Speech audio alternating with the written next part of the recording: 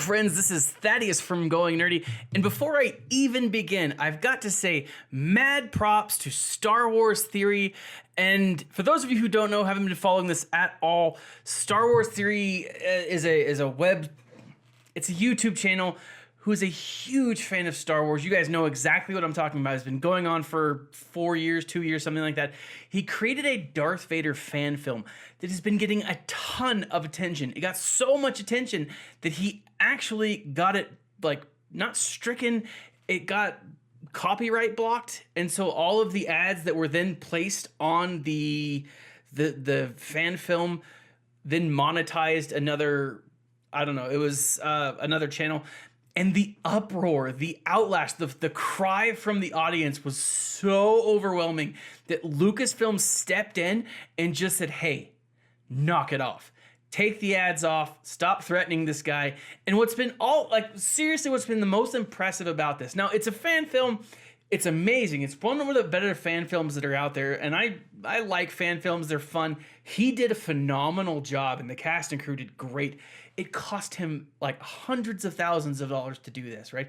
He did all of it. Like he crowdfunded everything so that he could create it. It was ridiculous. I mean, he paid for all of this himself. He did a great job. He's not making money off the video. What's been spectacular to see is his attitude and his demeanor throughout this whole thing. He's not gone negative. He's been very positive, and kudos to him, man. If you haven't seen the Vader fan film, go and watch it now. Go and give it another couple million views. It is really, really well done. I'm impressed. I like it. And again, kudos to him for being and staying positive during this whole time. Now, for those of you who are fans of Star Wars Galaxy of Heroes, we got some news, and it's not major stuff except a release date for the Millennium Falcon. If you thought you had weeks to farm the bounty hunter ships, I'm sorry. It is coming out on January 17th. And at the recording of this video, that is tomorrow or tonight at like midnight or 1, wherever you are.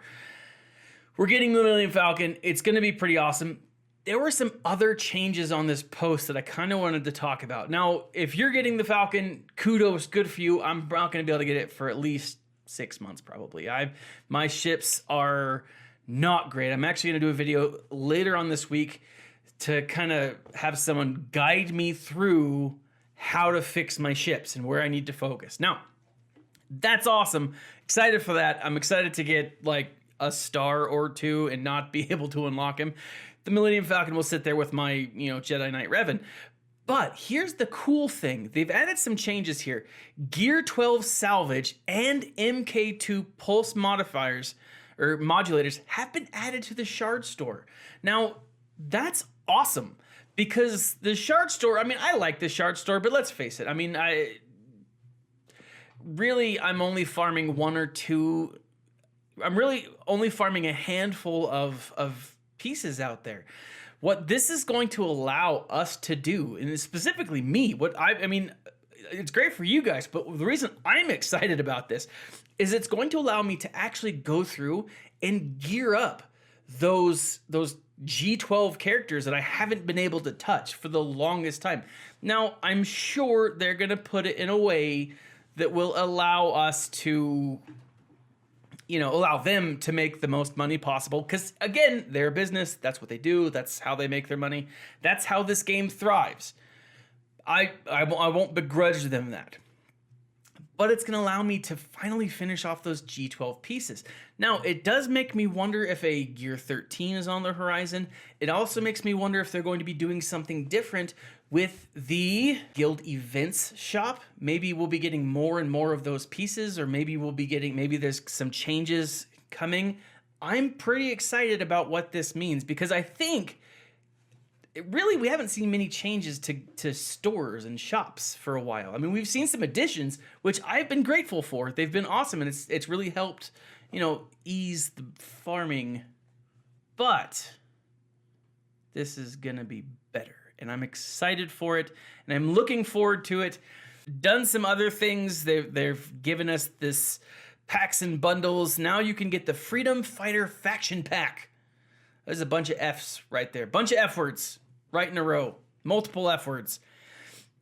But what you're going to do is you're going to be able to roll for Biggs, Piston, Cassian, Ghost, Phantom Wedge, and it's going to be available on the 24th, and it's going to run through, I don't know, whenever. What's interesting about this, and it's going to have a bundle that'll go with it, right? You can pay the $60 or whatever. And for those of you who are thinking that the Rebel faction weren't going to be meta for the ships, you're wrong, and here's the proof, right? Because they're saying, hey, this is what the Millennium Falcon does. It's phenomenal. It helps out Home 1. Also, here's a bunch of other crap. Now, it does make me wonder if we're getting this faction pack, it does look like they're spending more time and effort on ships this year. I am hoping that's the case. I'm hoping there's a revamp coming. As I mentioned in my last video, my last Star Wars Galaxy of Heroes video, that I would like to see the ship's rewards, the ship arena rewards, be broadened a little bit, because the amount of effort that it takes to be, or the amount of effort that it should take to be amazing in ships is ridiculous, right? Because you've got to farm up characters, you've got to farm up your ships, you've got to unlock a ton of things, and for 300 or 400 crystals at the very top doesn't seem super worth it. So I'm kind of hoping that changes. I mean, at least for those top 5, I'd love for it to extend the top 100, if not all the way back down to like the, like kind of how the rest of Arena is, right? I'd love to see that extended all the way down, because it would get people excited. I think, at least I'd be excited for it, more excited than I am now.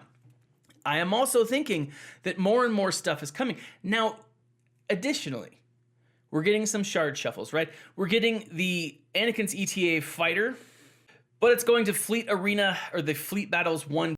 It's right there with Lando and the other guys. Canderous, Ordo, and Bastila Shan are now farmable.